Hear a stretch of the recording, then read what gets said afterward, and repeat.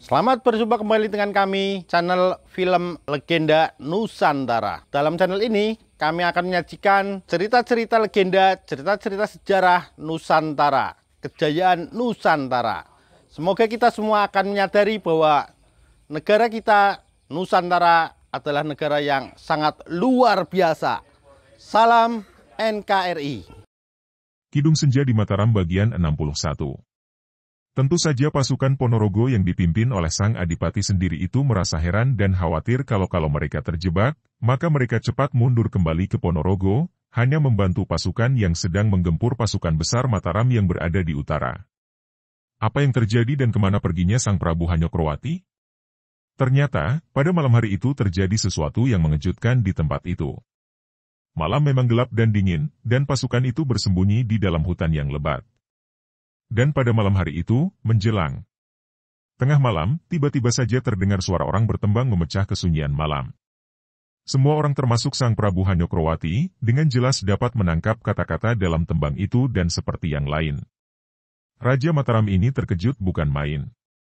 Kata-kata itu berarti, karena ulah seorang pengkhianat, malam ini menjelang pagi, pasukan Mataram di utara akan dikepung dan dihancurkan, pasukan di sini akan diserbu dan Sang Prabu akan ditawan atau dibunuh. Semua orang cepat mencari-cari, siapa yang berkidung itu. Namun, tak seorang pun menemukan penembangnya. Biarpun tidak sepenuhnya percaya akan isi tembang itu, namun Sang Prabu Hanyokrowati merasa tidak enak, demikian pula para senopati, maka segera pasukan itu ditarik mundur untuk melihat bagaimana perkembangannya pada keesokan harinya. Demikian, maka ketika pasukan Ponorogo yang dipimpin langsung oleh Adipati Ponorogo bersama Surodigdo, senopatinya yang tangguh, tempat itu kosong. Tiada seorang pun melihat siapa yang menembangkan kidung yang isinya memberi peringatan itu. Tentu tidak mungkin dapat melihat gerakan bayangan hitam itu karena gerakannya amat cepat, apalagi diselimuti kegelapan malam, sehingga andai kata ada orang sempat melihatnya pun, tentu akan disangka bahwa yang dilihatnya berkelebat itu bayangan burung malam atau sebagainya. Perahu yang membawa Nurseta, Kisinduening dan Mawarsi itu meluncur cepat sekali. Beberapa kali Kisinduening bertanya kemana mereka menuju dan selalu Nurseta menjawab bahwa tempatnya sudah dekat. Masih jauhkah, Kakang Mas Nurseta? Mawarsi juga bertanya tak sabar lagi, hatiku merasa tidak enak, jangan-jangan Sang Prabu benar-benar terancam bahaya. Mereka tiba di sebuah tikungan dan Nurseta berkata, kita sudah sampai. Paman, harap tahan perahunya, aku ingin mendarat dan melihat lebih dulu.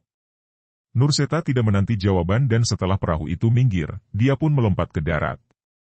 Kisinduening menggunakan dayung untuk menahan perahu, akan tetapi pada saat itu, Mawarsi berseru. Awas, Bapak! Di sana itu. Ia menuding dan Kisinduening menoleh. Ternyata, ada 5 buah perahu dari depan dan 3 buah perahu di belakang. 8 buah perahu ini masing-masing ditumpangi 3 orang dan mereka semua mendayung perahu ke arah mereka dan mengurung perahu mereka. Dapat dibayangkan betapa heran dan kagetnya hati Kisinduening dan putrinya ketika dia melihat beberapa orang yang mereka kenal di antara 24 orang itu. Mereka adalah Ki Danusengoro, Brantoko, dan Ki Wirobandot. Dengan heran dan penasaran, Kisinduening menoleh ke darat dan bukan main marahnya ketika dia melihat Nurseta berdiri tenang, bahkan tersenyum-senyum dan kedua lengan disilangkan depan dada. Seketika mengertilah Kisinduening apa yang telah terjadi. Nurseta telah mengkhianati Mataram. Pantas saja semua rencana Mataram gagal dan pasukannya bahkan dikepung dan diserbu musuh. Nurseta, kamu pengkhianat busuk, bentak Kisinduening.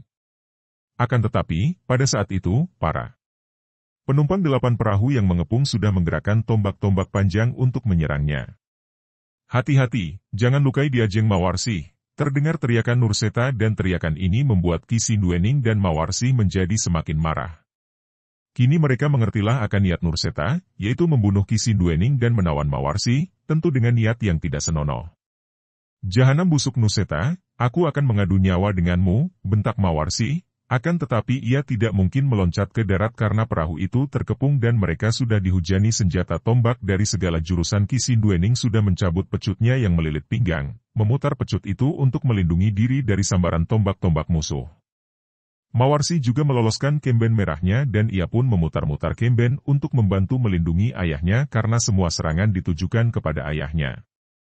Akan tetapi, bagaimana mungkin ayah dan anak itu dapat membela diri dengan baik?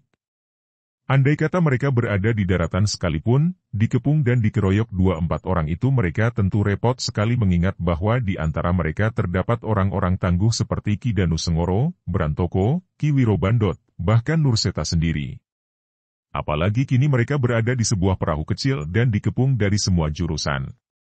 Ketika mereka bergerak untuk membela diri, perahu kecil itu terguncang dan beberapa kali hampir terguling. Kalau sampai mereka terpelanting ke dalam sungai deras karena banjir itu, tentu mereka akan celaka. Andai kata tidak dicelakakan para pengeroyok pun, bagaimana mereka akan mampu melawan dan bertahan terhadap arus sungai yang akan menyeret dan menenggelamkan mereka? Keadaan mereka amat gawat. Ki Sinduening sudah terluka di pundak kanan dan pangkal lengan kiri, membuat gerakan pecutnya mengendur. Dan biarpun Mawarsih tidak dilukai, namun gadis ini pun lelah bukan main memutar kembennya untuk melindungi ayahnya. Sebentar lagi, tentu mereka akan tidak mampu bertahan lagi. Ki Sinduening tentu akan terbunuh dan Mawarsih tertawan. Tiba-tiba nampak sebuah perahu kecil meluncur datang dengan kecepatan luar biasa dan begitu dekat, terdengar suara mengaung-angung dan beberapa orang pengeroyok terjungkal keluar dari perahu mereka. Mawarsih hampir saja bersorak ketika melihat bahwa yang datang itu adalah si kedok hitam. Dengan sebatang ranting panjang di tangan kanan dan suling di tangan kiri, si kedok hitam mengamuk. Rantingnya bergerak berciutan, sulingnya mengaung-angung. Dia melemparkan baja kaitan di ujung tali perahu ke sebuah perahu pengeroyok sehingga perahunya tergandeng dengan perahu itu, lalu dia pun berloncatan dari satu ke lain perahu, mengamuk dengan kecepatan bagaikan seekor burung Garuda menyambar-nyambar. Andika berdua pergilah. Cepat mendarat dan lari. Si kedok hitam berseru kepada ayah dan anak itu. Tentu saja Ki Sinduening dan putrinya bukan orang-orang penakut. Apalagi melihat si kedok hitam harus menghadapi 25 seorang diri, bagaimana mereka tega untuk meninggalkannya seorang diri? Mereka telah ditolong, mana mungkin mereka sekarang melarikan diri meninggalkan penolong mereka? Ki Sinduening mempergunakan pecutnya, dan Mawarsih mempergunakan kembennya, menyerang perahu terdekat. Cepat Andika berdua pergi sebelum terlambat, agar tidak sia-sia usahaku, kata pula si kedok hitam dan kembali rantingnya membuat seorang pengeroyok terjungkal keluar dari dalam perahu. Ki Sinduening maklum bahwa kalau orang seperti si kedok hitam yang demikian saktinya sampai minta kepada mereka untuk melarikan diri, tentu ada sebabnya. Mungkin akan datang musuh lebih banyak lagi sehingga kalau sampai terjadi demikian, maka akan terlambat dan semua usaha si kedok hitam untuk menolong mereka pun sia-sia, bahkan akan membahayakan si kedok hitam sendiri. Mari kita pergi, katanya sambil menyambar dayung dan mendayung perahu itu. Tapi, Bapak, Mawarsih membantah karena ia tidak tega meninggalkan si kedok hitam yang kini dikepung dan dikeroyok oleh banyak orang.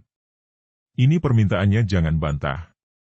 Pula, kita harus melihat keadaan pasukan kita, kata Ki Sinduening dan perahu mereka yang kini tidak terkepung lagi karena semua orang sibuk mengeroyok si kedok hitam, meluncur cepat ke tepi dan mereka berdua berloncatan ke darat.